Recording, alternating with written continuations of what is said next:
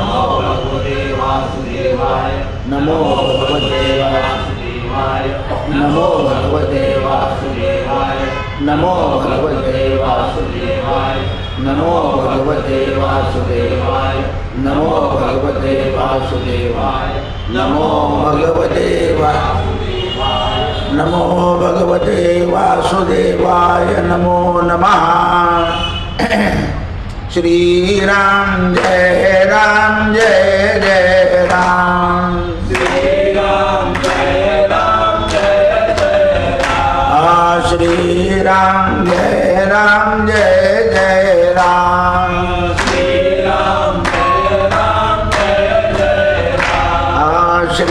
राम जय राम श्री राम जय जय राम। श्री राम जय राम राजाधिराज रामचंद्र भगवान की दिगंबरा दिगंबरा श्रीपाद वल्लभ दिगंबरा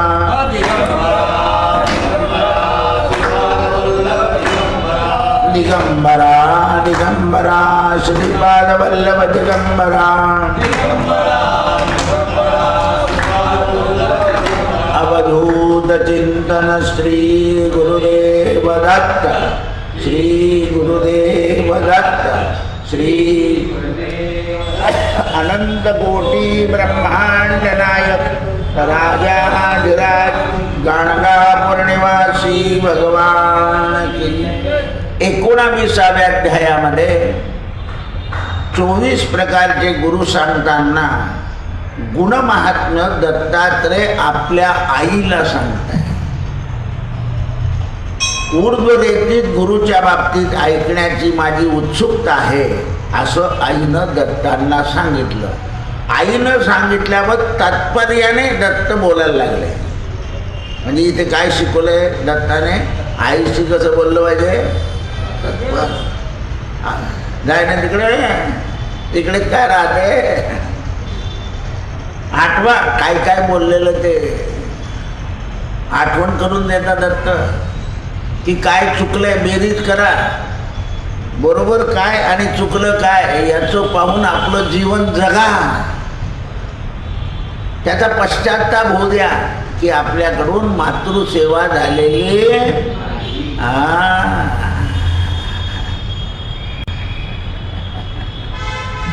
म्हणून हे माते, आता मधुमक्षिकेला मी गुरु केलेला आहे. चराचरामध्ये जे 24 तत्व आहे, या अवतार किती झाले? 24. तत्व किती आहे? 24. गायत्रीचे शब्द किती आहे? 24. सगळे तत्व एकूण मिळून 24. म्हणून 24 तत्व आहे. तुम्ही बेरीज केली नाही परवाची दत्त जयंती 7, 5, 3 दशकांचा मेळा करू नये. करा बेरीज.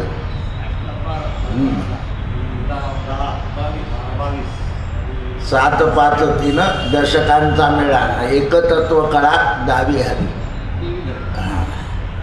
तर हे 3 आहे ना, चित्त मन आणि हे झाल्याशिवाय एक होईल का?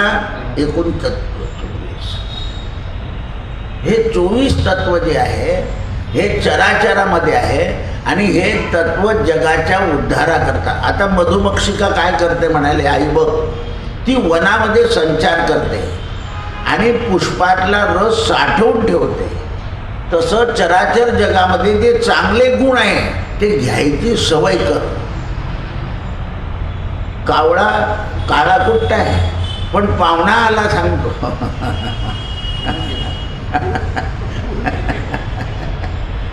कोकिळा काळी कुट्ट आहे पण मंजूळ स्वर आहे, त्याच्यातला गुण घ्यायचा आहे. उडीद त्याज्य आहे पण बलवर्धक आहे, म्हणून आपण उडदाला मानलं का सोडून दिलं? बलवर्धक आहे, रोज नाही खायचा पण मधून एक दिवस खायचा. बलवर्धक आहे. प्रत्येकामध्ये गुण आहे. काळी माती दिसायला काळी आहे पण उत्पन्नाला बलवान आहे. भुरी माती आहे. कालची गोष्ट जर तुम्ही ऐकली तर मी सांगत होतो तसंच उदाहरण. 15 वर्षाच्या मुलाने आईला रील काढायला नाही सांगितलं तर तिने त्याच्या गळ्यातल्या लाकेटाने त्याला मारून टाकला. तुमच्या याच्यावर आलाय का? जैन आहे बाई, अहिंसावादी धर्माची आहे, पोराचीच हिंसा करून टाकली. काय कली आहे बघा.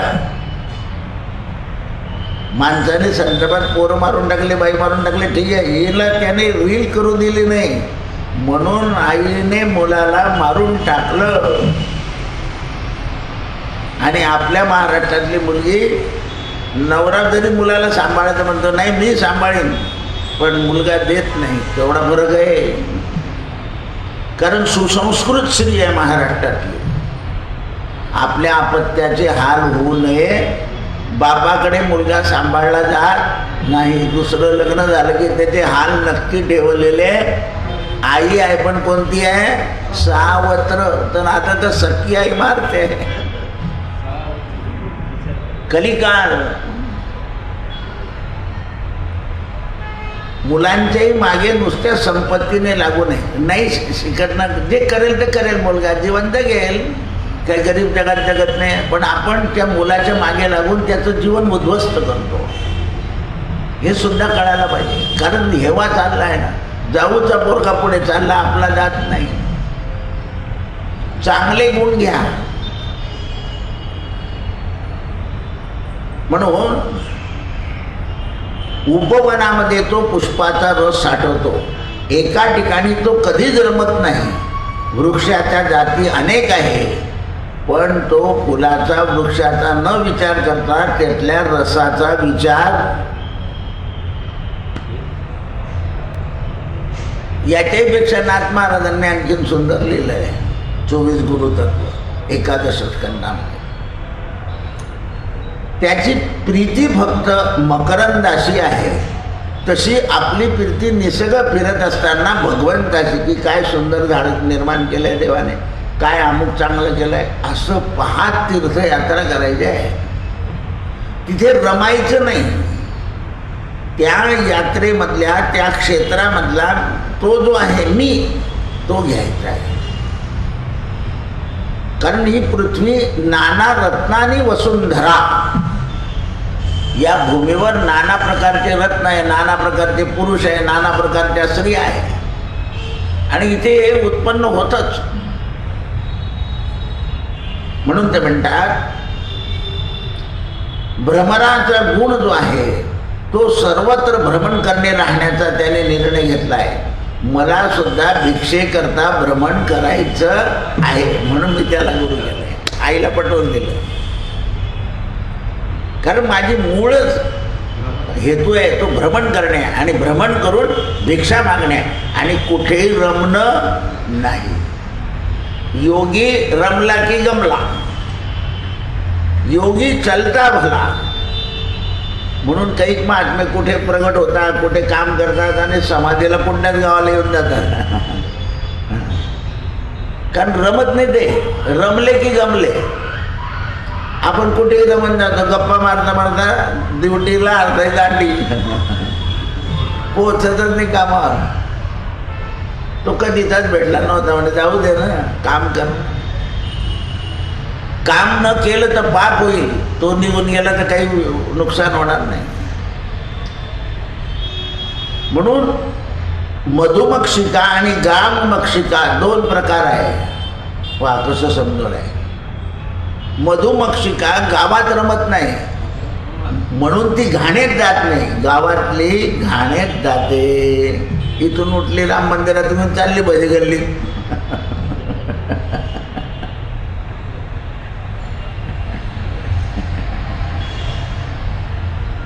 असं आहे.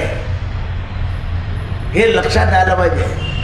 पूर्वी बाया म्हणायचं नाही घरी का, आता बाया म्हणतात जाता जाता नाही झालं तर खाऊन घ्या, तिथून चालले जा नोकरील.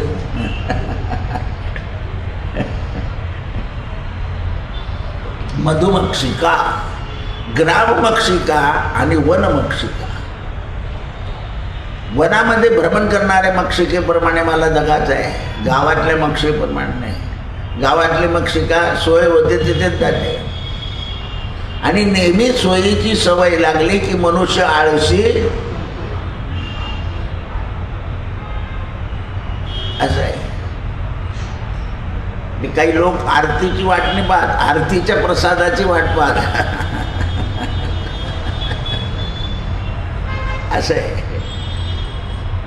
आरतीच्या प्रसादाची वाट पाहत. म्हणून विविध जातीच्या वृक्षांजवळ मक्षिका संचार करते, भ्रमराप्रमाणे तिचा रेस सेवन करते. असंख्य मक्षिका एकत्र राहून आपल्या मुखात साठवलेला रस मोहळामध्ये ठेवतात. तोंडात घेऊन येतं म्हणते. आता केवढं तोंड आहे त्यांचं, इतकुस, पण त्याच्यामध्ये आणलेलं सगळं. चिमणीसुद्धा आपलं पोटात खाऊन मुलाकरता थोडं तोंडात घेऊन येते.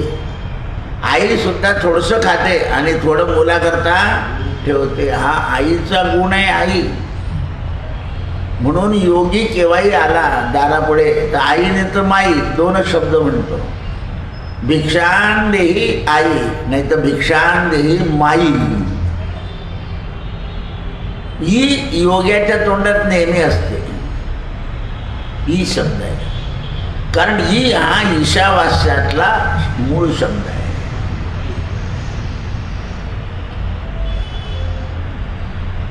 म्हणून मुखामध्ये साठवतात, त्यांना जीवापाड रक्षण करतात त्या रसाचं.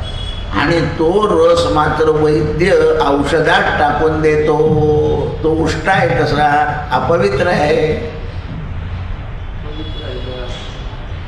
ते देवाला सुद्धा चालतं, कारण मध हे वनस्पतीजन्य अन्न आहे.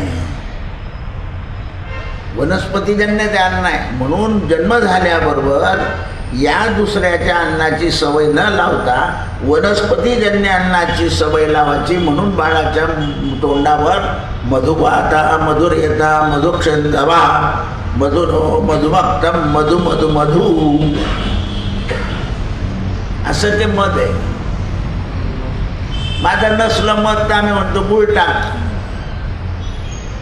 कारण गुळ सुद्धा रसातून उत्पन्न झाला आहे आणि त्या रसामध्ये पृथ्वीचा गुण आहे. मधु मधु मधु. आपला मधु आईला वापरत करत नाही, बापाला वापरत नाही. नावाचा मधु आहे तो, पण त्याच्यात रस कोणाचा आहे? कारण तू सासूला वागवलं नाही म्हणून त्याने तुला वागवलं. रामायणामध्ये एक कथा आहे. लक्ष्मण चालता चालता त्यांच्या लक्षात आलं की म्हणे, प्रभू तुम्ही एवढ्या अवतारी असून सुद्धा ही कैकई आई सुरुवातीला आपल्याबद्दल एकदम चांगली होती, एकदम घेवर मांडे मस्त पदार्थ खाऊ घालायचे, आणि तिला एकदम असं काय झालं की तिने आपल्याला वनात पाठवलं. म्हणे याच्या डोक्यात अजून हाच विषय घोळतोय, इतक्या लांब चालून आलो तरी. कारण दुःख हे लवकर जात नाही. दुःख जातं केव्हा? मनुष्य दुःखाचा सूड घेतो. हा, एकदा सूड घेतला आपण की मग ते आपल्या डोक्यातून चाललं जातं. तर म्हणाले लक्ष्मणा, मागच्या जन्मी मी परशुराम अवतार घेतला, तेव्हा वडिलांनी मला सांगितलं तुझ्या आईचा शिरच्छेद मी केला, ते पाप आता या कैकेयीच्या रूपाने मला भोगावं लागतंय. तेव्हा लक्ष्मणाच्या मनातला विरोध गेला की आपण केलंय म्हणून भोगावं. जे जे आपल्या जीवनात दुःख आहे ते आपण मागच्या जन्मात केलंय म्हणून भोगावं लागतं, आणि जे जे सुख आहे ते ते माता सुख दुःखे समे कृत्वा, गीता सांगते. आता गीता म्हणते हे दोन्ही समान ठेव. आणि समचित्ताने जर समचित्त झालं की मी आहे, चित्ताची समता आली पाहिजे. विषमतेमध्ये देव नाही, म्हणून समता. आणि मी तुला प्राप्त केव्हा होईल तर हे सांगून ठेवतो, समबुद्धी घेता. तुझी बुद्धी समाला घ्यायला लागली की समजा तर मी तुझ्याबरोबर आहे, आणि तुझ्या बुद्धीने विषमाकडे गेली की मी तुला सोडलेलं आहे, जाणेकडनं जा जा जा.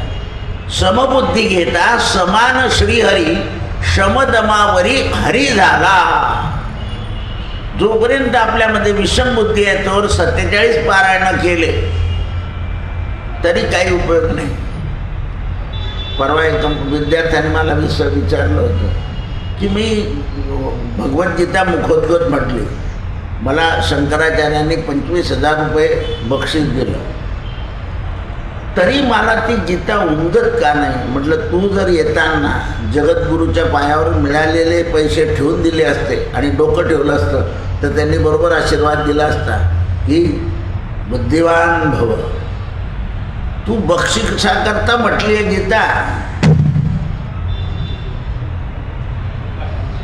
मग आता काय करू. म्हटलं आता 25 मध्ये पैसे घाल, तिथे जा आणि त्यांना सांग की ही दक्षिणा परत. मग ते म्हणतील काय पाहिजे तुला, तर तिथे माग बुद्धी. त्या बुद्धीमध्ये ईश्वर आला की बुद्धीचे वैभव अन्य नाही. या गीतेमध्ये सांगितले असं माझं आचरण झालं पाहिजे असं सांग त्यांना. त्यांनी मग जर हो म्हटलं तर झालंच पाहिजे ते. गुरुप्रसादेन मुक्तता. आता लोकांना हे का करावं लागलंय. 25,000 बक्षीस, जगात गीतेचा प्रचार होऊन 100पैकी 2 लोकांमध्ये तर फरक पडेल म्हणून हे लोक असं काम करतात. प्रोत्साहन देण्याकरता बक्षीस आहे, प्रोत्साहन असं आहे. पण घरातूनच जर आईने असं सांगितलं की नको रे दुसऱ्याचं आणायचं नाही, दुसऱ्याचं पाहून लिहू नको, कमी मार्क मिळाले तरी, तर आईच कॉपी घेऊन जाते, लाना सार्वजनिकच्या त्या भिंतीवर चढते. तो पोलीस म्हणतो ताई खाली उतरा, ताई खाली उतरा, ताई खाली उतरा. आता अशी प्रॅक्टिस आहे आपल्याकडे. आईने पेन ओळखायला पाहिजे कोणाचा आणला, ज्याचा आहे त्याला देऊ नये, जेवायला देणार नाही नेता. आई म्हणते राहू दे, हा घरी ठेव आणि दुसरा घेऊन जा, कामात वाढेल आपल्याला. गुरु सुद्धा असंच म्हणतात, मला आणून दे.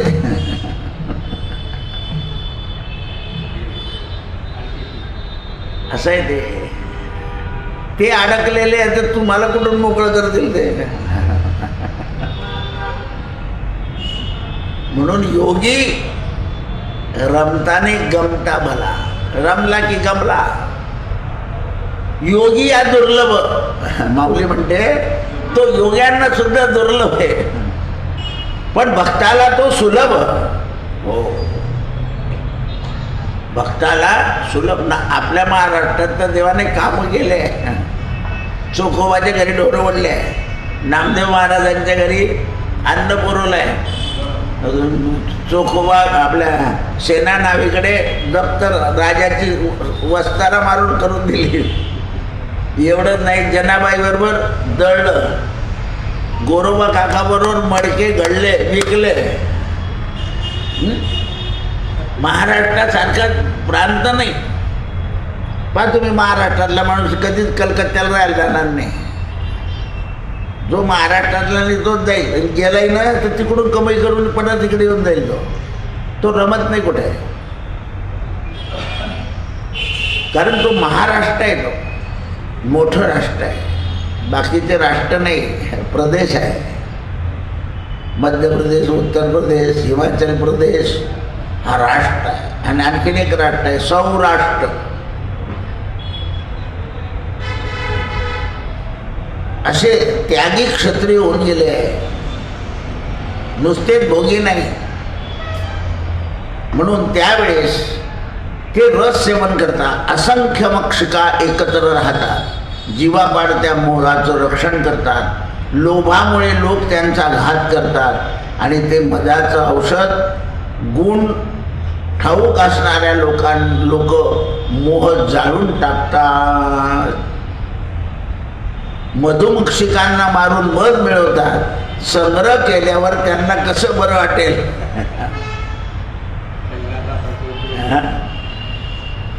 संग्रह केल्यावर कसं काय बरं वाटेल. कशाचा संग्रह केला, हत्या. म्हणून संत लोक मजा करतात, जास्त प्रयत्न करीत नाही. किंवा नसलं तरी ते म्हणतात गुळ टाका, कारण म्हणे त्याच्यापेक्षा मधू आम्हाला माहिती आहे. म्हटलं काय? मधू मधू मधू मधु आता मधुरेता मधुसेंदवा मधु नक्ता मधु. कोण मधु? तर भगवान. म्हणून देवाचं नाव आहे मधुकर.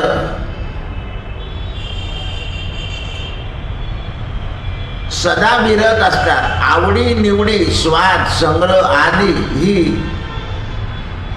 त्यांना चाड नसते. दिवसा येथेच फिरावे, रात्र कुठेतरी काढावी, मोहपशात बंधन झुगळून द्यावं आणि निर्मोह निरंकार निर्लोभ निर्विकार निर्द्वंद्व निर्मत्स नैराश्य असे गुण ग्राममक्षिकेत असतात. म्हणून ते ग्रहण मी करून अशक्तपणे वावरू शकतो. असं वावरत असताना समाजाकडून उपाधी निर्माण होत नाही. म्हणजे गावातले मक्षिका उपाधी करते आणि वनातले मक्षिका उपाधी रहित असते. म्हणून मी वनमक्षिकेकडे जातो आणि त्यामुळे मला गावात रमावं असं वाटत नाही. भिक्षा घेतली की निघालो. म्हणून योगी एकांतात राहतात. पण आता या योग्यांनी काय केलं? आपल्या आश्रमाला भोगाश्रम करून टाकला. Attach bathroom, air condition. त्यामुळे गावातले संसारीची उबगले गेले चालले महाराजकडे. उबगले की चालले महाराजकडे. त्यांना जर रोज खिचडी दिली तर येणार नाही ते. मग पंगत कावळे गुरुजीची. असं आहे. काल संतांनी साधा प्रसाद ठेवला आहे आपल्या महाराष्ट्रात. पिठलं पोळी, खिचडी, वरणबट्टी, डाळपोळी. साधं तुम्ही जरा चकाचक दिलं की जीव गोळा झाले. नाश्त्याला जिलबी. असं आहे ते. फराळ. तर हे गुण जे आहे हे गुण माणसाला भ्रष्ट आणि बुद्धीला नष्ट करतात. जीव काय होतो? भ्रष्ट होतो आणि बुद्धी काय होते? नष्ट. पण तुम्ही प्रत्येक तीर्थक्षेत्र या ठिकाणी अशा पहाडामध्ये संत राहिलेले आहे. पण त्यांच्या गादीवर बसलेल्या लोकांनी एकदम फुगा फुगवून टाकला सगळा. हा मारुती पावतो, हा महादेव पावतो असं सांगून लोकांची गर्दी करून उपाधी वाढवली. काय वाढवली? आठवण आली? असं आहे.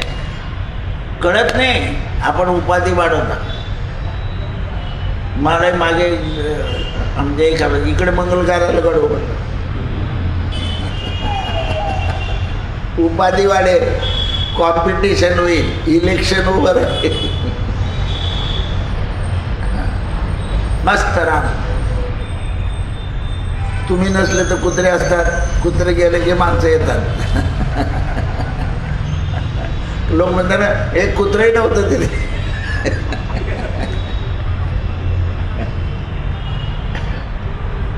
असं आहे ते. हे लक्षात ठेवलं पाहिजे. तिथे भोगाश्रम नाही करायचा. हरिद्वारला स्वर्गाश्रम आहे. पण कांबळावर झोपावं लागतं, कांबळावरच उठावं लागतं, दुसरं काहीच नाही. दुसरे कंबलवाले बाबा आहे. जो येईल पायी जाईल त्याला कांबळ द्यायचं आणि त्याला सांगायचं की तिकडून येताना ते दान देऊन तू परत ये.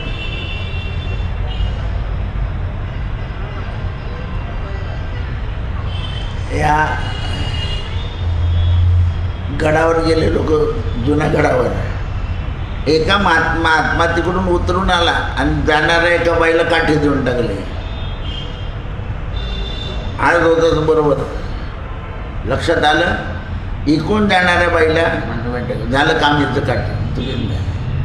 आपल्यासारख्या असं जळगाव घेऊन देऊ, दादाला खूप काठी भेटली, दत्तानं काठी दिली, त्याने देऊन टाकले. असे परोपकारी लोक असतात. कारण तिचा उपयोग तिथे झालेला तिथेच झालेला चांगला तो. कुठे? त्या गडावर. इकडे येऊन काय कुत्र्याला मारू आपण? त्याच काठीने कुत्र्याला मारू. इतकं दत्त आहे अजून.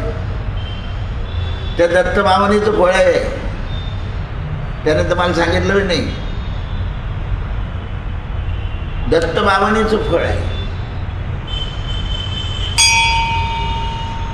दत्त दत्त लागले ऐसे ध्यान, हरपले मन झाले उन्मन, मी तूपणाची झाली बोलवण, एका जनार्दनी श्री दत्त ध्यान.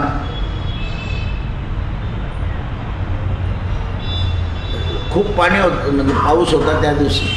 सगळे म्हणे आंघोळणी करायची. म्हटलं इथे येऊन आंघोळणी केलं तर मग कसं काय होईल? ते मला तर बुडी मारावी लागेल. त्याला इलाज नाही, सुटत नाही असं. आहे पाणी. वर्षा पर्जन्याचाही आहे आणि याचंही आहे. नरसिंह मेहता भगवान तिथे प्रगट झाले होते त्यातून. म्हणून नैराश्य जातं. गुरुच्याने अंगी प्रचंड शक्ती असते. गुरु गजराज आहे. त्यांच्या मनामध्ये ते अविचार आणत नाही, म्हणून ते सदैव खालीवर करत असतात. भुंकणाऱ्या कुत्र्यांची त्यांना चिंता नसते. ज्याप्रमाणे हत्ती हा आपल्या गजगतीत चालतो, तो भुंकणाऱ्या कुत्र्यांकडे लक्ष देत नाही. आणि त्याने लक्ष दिलं तर एका पायात मरून जाईल तो कुत्रा. तसे योगी अपवित्र बोलणाऱ्याकडे पाहतच नाही.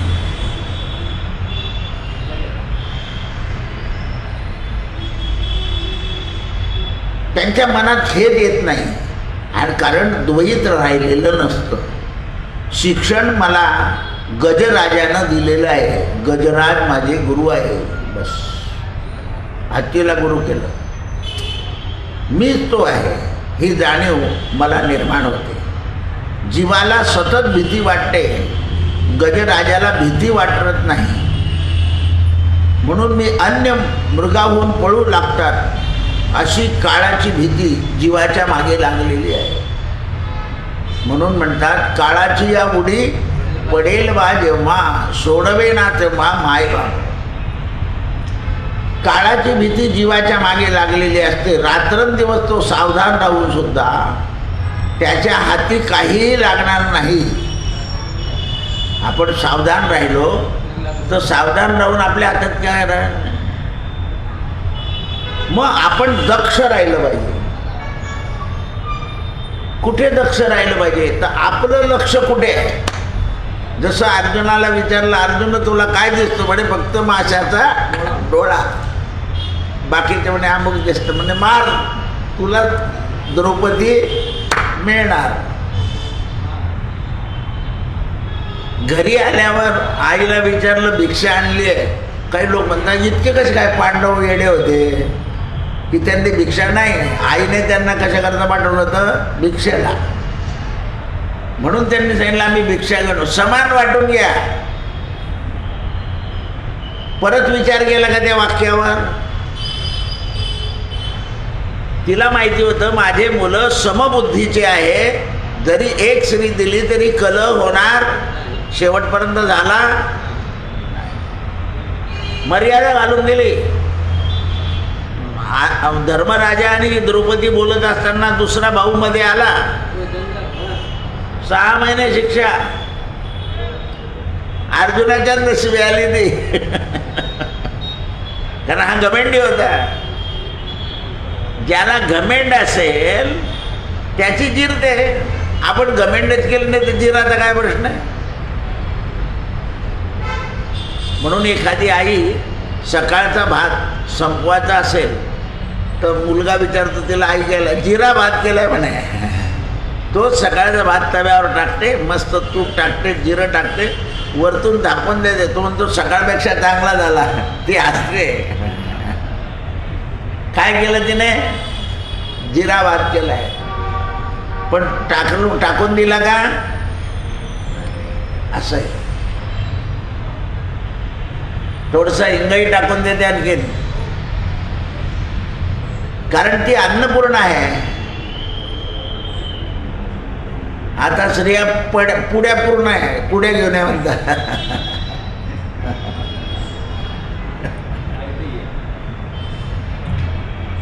बरीच पण आहेत ब्रह्म सत्य बरीच, सत्य ब्रह्म. कशाला हे मोठे नावं ठेवायचे? हा, नेहरू बरीच नाव काय वाईट होतं.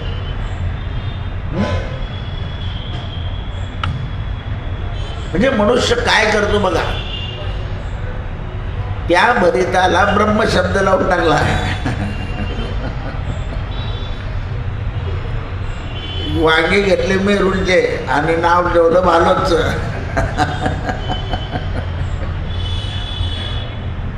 म्हणून ते म्हणतात जीवाला सतत भीती वाटते, कारण तो मारेकराकडे टकटक पाहतो, घाबरून पळतो. मृग सुद्धा तसाच आहे, त्याच्या मागे भय आहे. त्याप्रमाणे आपल्या मागे सुद्धा काळ लागलेला आहे. काळाची या उडी पडेल बा जेव्हा, सोडवे ना तेव्हा मायबा. दक्षता मृगाचं आणखीन एक वैशिष्ट्य आहे, ते रानोराणी फिरतं. त्यांना जेव्हा तहान लागते तेव्हा ते व्याकुळतेने दूर पळतात, पण जलाशय नसताना उन्हाच्या लहरींना जल मानतात आणि धावत राहतात. त्याच्यामुळे त्यांच्या अंगी बल आणि चपळता येते. त्या लहरी पाहून पाहून पळत राहतात आणि पळत राहिलं की मनुष्य चपल होतो. म्हणून ज्याला चपल व्हायचं आहे त्याने रोज धावलं, धावतच राहायचं. भक्त धावत नाही, देवाला प्रदक्षिणा घालतो. कारण मी कोणाला दिलं, कशाला खाली फिरतो, वरती रामाला प्रदक्षिणा घालतो. हे खाली सगळ्या देवांना होतं. म्हटलं नाही, असं देवाला एकत्र नाही करता येत. प्रदक्षिणेचे गुण आहे. शंकराला अर्धप्रदक्षिणा घालावी लागते, कारण शंकर जलस्वरूप आहे. हा, लक्षात ठेवा. देवीला 3 प्रदक्षिणेपासून सुरुवात करावी लागते. ती त्रिगुणात्मक आहे. किती गुण आहे? गणपतीला 21च प्रदक्षिणा प्रधान आहे, 1-2 नाही, कारण ते 21 गण आहे. रामाला 13, एका अक्षराची 1. आणि संकट निवारणाकरता महाराजांना. आणि यांना तर धन्य हो प्रदक्षिणा सद्गुरू रायाची. जो घालेल तो धन्य होईल. प्रत्येक वायूची प्रदक्षिणा म्हणजे देवी, पृथ्वीची प्रदक्षिणा म्हणजे गणपती, जलाची प्रदक्षिणा म्हणजे अर्ध शंकर, आणि गुरु धन्य. सर्व दूर जलाशय दिसतो, पण आशेने त्यांना काही करता येत नाही. म्हणून त्याची आशा निराशा होते. माया मृगजळाला पाहून आपण संसार चांगला करायचा पळतच राहतो त्याच्याकरता. आणि तोपर्यंत ग्रहण येतं, दोघापैकी एक चालला जातो.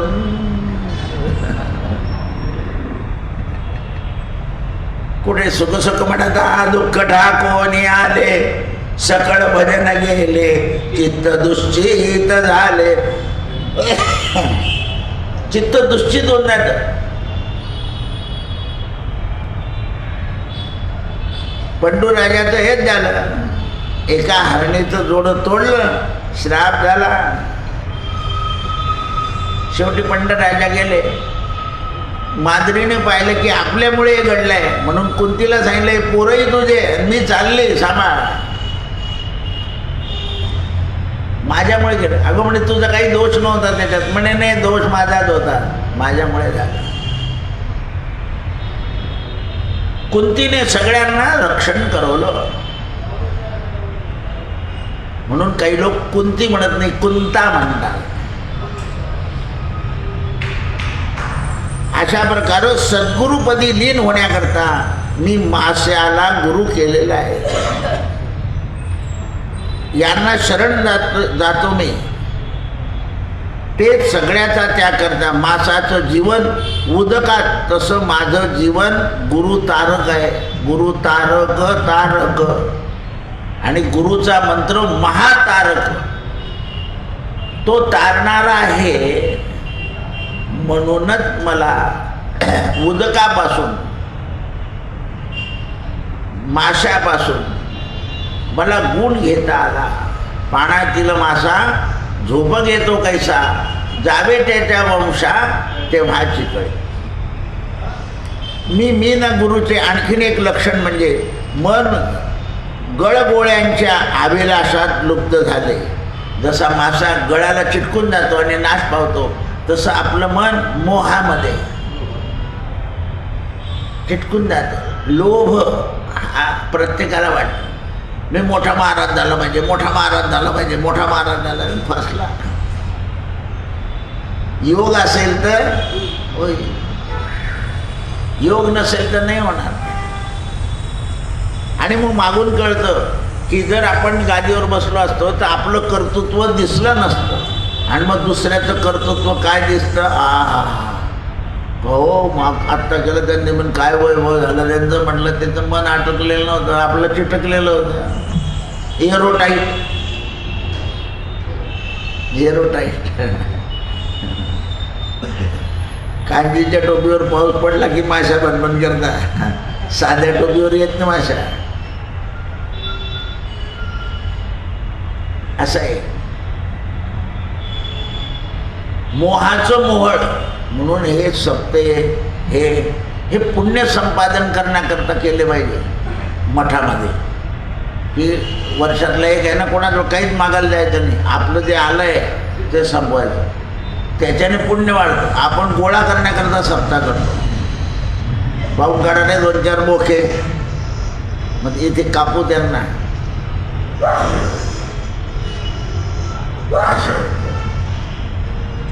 शुद्ध चैतन्य. जोपर्यंत मोह आहे तोपर्यंत सगळं दुःख आहे. नष्टमोहा स्मृतिर्लब्ध्वा. मोह नष्ट करण्याकरता ही स्मृती जागृत राहिली पाहिजे, आणि स्मृती जागृत होण्याकरता स्मृती वारंवार ऐकली पाहिजे. गोष्टीचे पुस्तक वाचून नाही चालणार, गोष्टीचं तत्वज्ञान सांगितलं पाहिजे. हे जेव्हा लक्षात येतं, लाकूड तोड्याचा मोह नव्हता म्हणून देवाने सगळ्या कुऱ्हाडी बक्षीस दिल्या. नाही, देवा ही माझी सोन्याची नाही, माझी लोखंडाची आहे. आणि काय करू मी, सोन्याची कुऱ्हाड नाही का लाकडं मारत करणार, नको मला दे. म्हणून 5च्या 5 कुऱ्हाडी बक्षीस दिला, असं समजवलं पाहिजे. आम्ही त्याला नाही लाकूड तोड्याची गोष्ट सांगतात. आम्ही तर भगवद्गीता छोटं वाचतो. अरे पण त्याचं रहस्य कळालं का? बुडबुड घागरी उरचे डोंगरी, मी खीर खाल्ली असेल, गोष्ट छोटीशी आहे, पण लबाड माणसं घातक असतात. हे मी केलं, हे मी केलं. नाही तर मठ असाच होता, मी गेल्यामुळे चटाचट करायला लागला. अरे म्हटलं तू त्याच्यावर पाप बी गोळा केलाय. त्याच्याबरोबर पाप वाढे आपोआप, आणि पुण्य वाढायला वेळ लागतो. धना गहू उगायला किती दिवस लागतात, पण उडीद 2-3 दिवशी. असं आहे ते. हे लक्षात आलं पाहिजे. मोहरी लवकर उगून जाते, जिऱ्याला वेळ लागतो. म्हणून ते म्हणतात, असा मी मीनाकडून घेतला. विदेही नगरीला गेलो, तेथे एक चमत्कार पाहिला. तुझ्या पुढील पिंगलाचे गुण माझ्या लक्षात आले. महानंदाचे. पिंगला ही महानंदा होती. धनाच्या लालसानं प्रत्येक माणसाला आपला पती समजून रंगलेल्या पिंगळ्याला शेवटी सर्व काही क्षणभंगुराची जाणीव झाली. तिला त्याच्या पापाची उपरती झाली. म्हणून मी पापाच्या उपरती करता पिंगलेला गुरु मानलं. कारण माणसाला उपरती होणं महत्त्वाचं आहे आणि उपरती आचरणात आणणं त्याहून महत्त्वाचं आहे. आपण जर भगवद्गीता ऐकली वाचली ना आचरणात नाही आणली तर मग कसा काय उपयोग होईल असं आहे. म्हणून कोणत्याही अक्षराची असो, कोणी सुवर्णाक्षराची गीता काढली, कोणी ऐश्वर्यवती ज्ञानेश्वरी काढली, कोणीच वाचत नाही कारण ती एवढी मोठी आहे. हे बरी आहे दांडेकर मामाची पानं चिटकलेली कारण हे सगळं जे दाखवतात ना लोक हे फक्त द्रव्य गोळा करण्याकरता. आता तर लोक फुकट वाटतात ज्ञानेश्वऱ्या भगवद्गीता लोक मंदिरात आणून टाकून देतात. काय करायचं त्याला. म्हणून कोणत्याही वस्तूची गरज आहे तेवढीच वस्तू आपल्याजवळ, गरजेपेक्षा जास्ती काही झालं की गडबड घोटाळा होतो. म्हणून तुकाराम महाराज एका शब्दात सांगताला देवाला, पोटापुरते देई विठोबा भाकर ताजी अथवा शिळी. पुढे मी टिटवीला गुरु केलंय. 24 तास मास घेऊन उडणाऱ्या टिटवीला ही धावत राहते, त्याला मारतात परंतु मासाचा गोळा काही सोडत नाही. कर्तृत्वानं मिळवलेल्यामुळे तिला त्या स्वकर्माचा स्वाभिमान असतो. त्याप्रमाणे मला माझ्या भाऊबंदकीचा कोणाचा लोभ नसताना भगवंताचा स्वाभिमान आहे. ते भगवंताचं नाव माझ्या तोंडात आहे, ते मला कधीही सोडायचं नाही. की ते फिरावं लागलं, वणवण करावी लागली तरी मी करेल. पण माझ्या काही लोक म्हणता ना तुम्ही राम राम म्हणता ना म्हणून तुमच्या घरी काही लक्ष्मी येत नाही असं सांगणारे लोक खूप आहे. पहा आम्ही काही रामाचं नाव घेत नाही पण कशी येते म्हटलं तू मुंड्या मोडतो, तुझं नावच मुळात गुंडे आहे. हे गपला आहे सगळा. एक दिवशी त्या गपल्याचं काही अनुभव आला की तूही त्याला सोडून देशील. कारण अनुभव आल्याशिवाय मनुष्य काही चांगलं कर्म करू शकत नाही. कृष्णार्पणमस्तु. सत्यगुरु